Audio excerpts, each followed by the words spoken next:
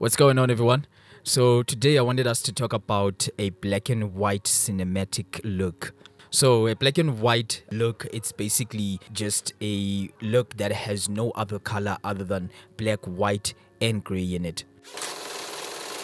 This is basically a look that most colorists like myself tend to make a lot of mistakes on, and most of the time we tend to avoid it because we do not understand it. And it took me some time to actually understand or finally come up with a technique that is gonna be very satisfying to myself and something that may feel or compete with commercial films as well. And the reason why I decided to make this tutorial, it's because Caesar released a music video which was in black and white, and I really loved it. I feel like it's one of the very few music videos out there that has a very pleasing type of black and white. And as we know that there are other techniques which are very simple in terms of achieving this black and white technique, like desaturating an image, or in DaVinci Resolve you can just go to the monochromatic tab and just select that, and the image will automatically become black and white. But still, for me, like, I find that there's still a lot missing in terms of how the image look compared to commercial films or music videos. Hence, I tried to come up with a technique, because I tried to research here on YouTube as well to find a tutorial that was going to teach a better way of achieving a black and white technique, but I struggled to find something that was satisfying to me. And without wasting time, let's jump to it. So here we are in DaVinci Resolve. So obviously, as you can see, that the image is flat because this is straight from the camera, and this was actually shot on the Blackmagic 4K with the Sigma 18-35. So the first thing for us to do is to obviously convert that image into Rec 709. And the best way that I find is to use change the color space actually. So we're gonna choose the DaVinci Wide Gamut, and the output color space is gonna be Rec 709 Gamut 2.4. And then you click save, and as you can see, everything gets neutral. Everything is in place, and as you can see, this was well shot, and we don't need to do anything else after this except getting into the grade.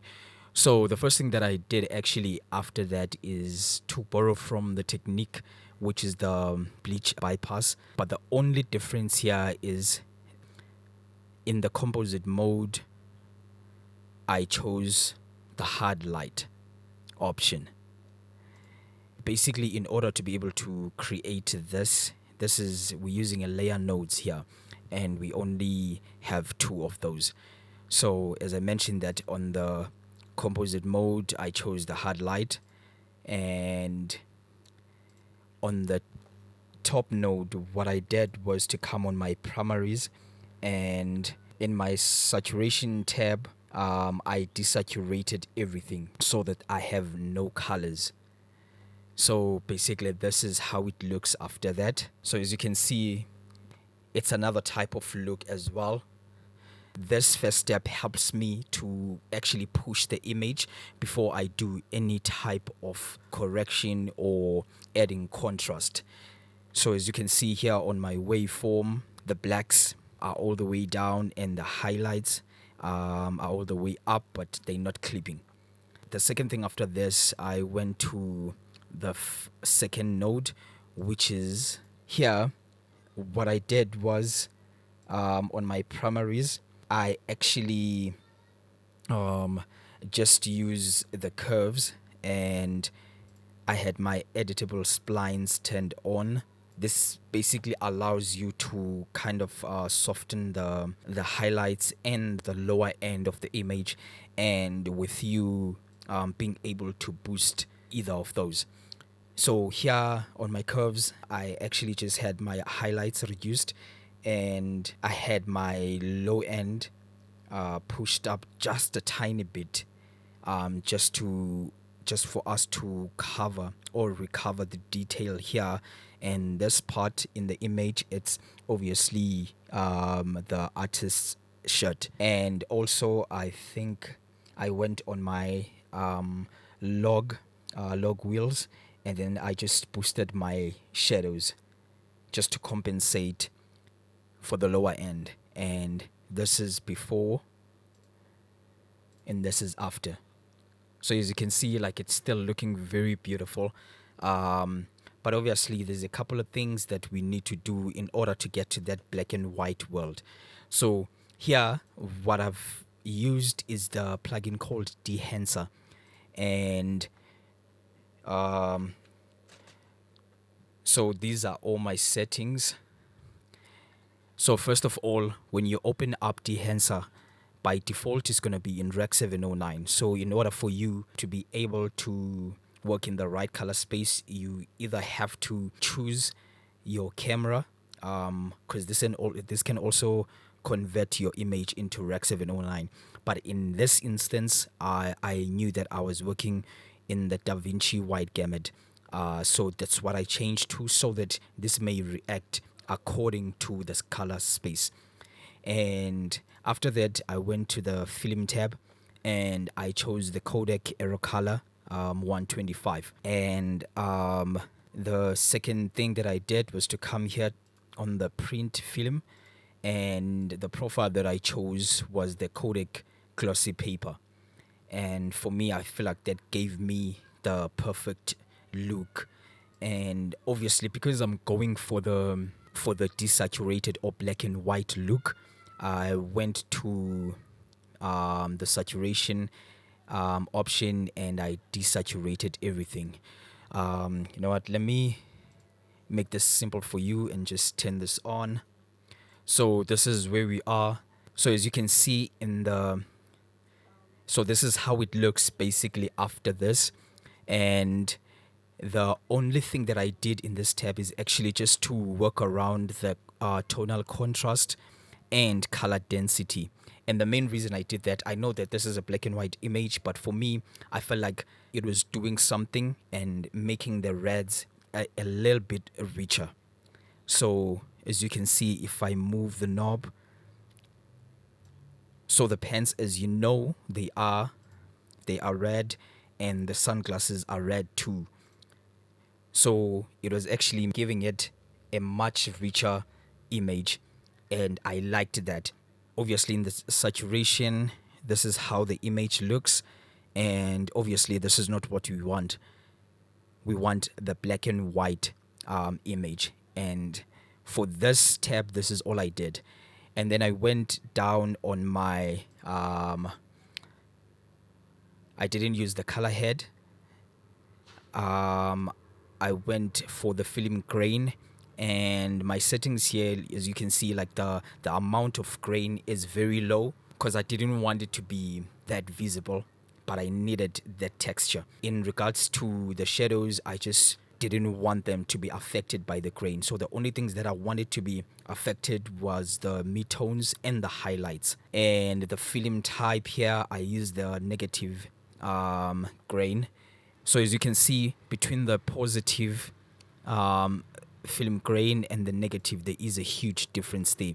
So for me, for this particular image, the negative worked very well. And that was actually it in regards to this. So after this, I did have the bloom turned on, but I preferred the one without it. But I ended up not using it. But in regards to the halation, I did have that. So as you can see in the highlights, it does make a huge difference there.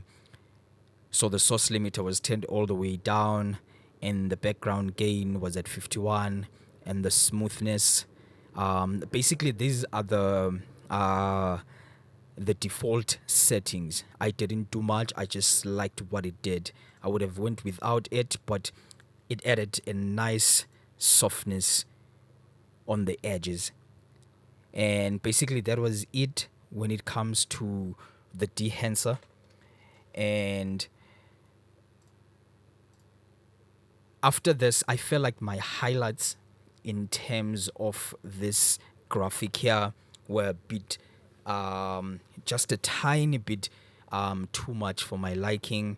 Hence, I went back to the first node, and the only thing that I did there was I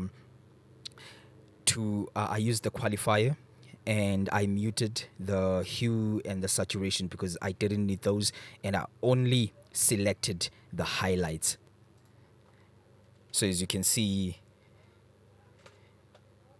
this is where we are.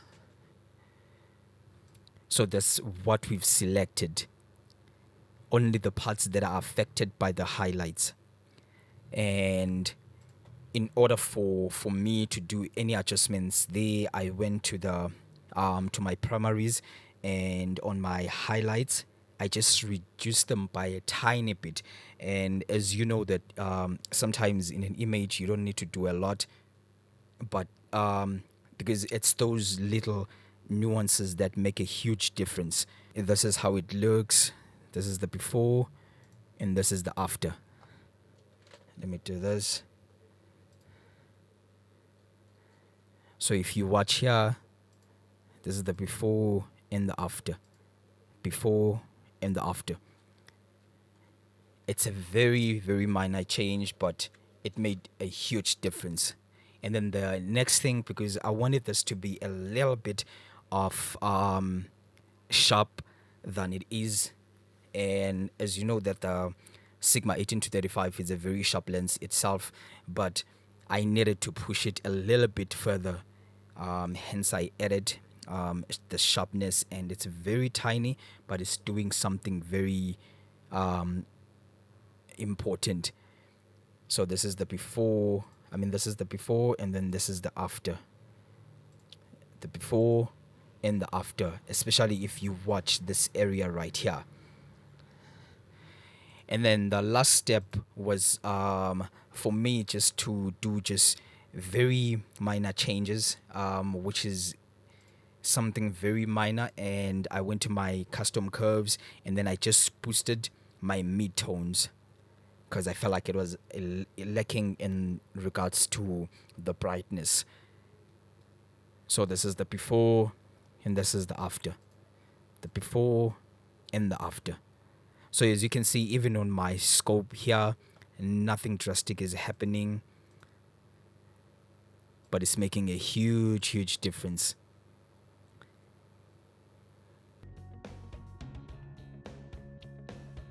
So I hope you enjoyed that and you picked up a thing or two. If you have any more questions, you can hit me up on the comments. And if you have any advice for me as well, you can hit me up on the comments as well.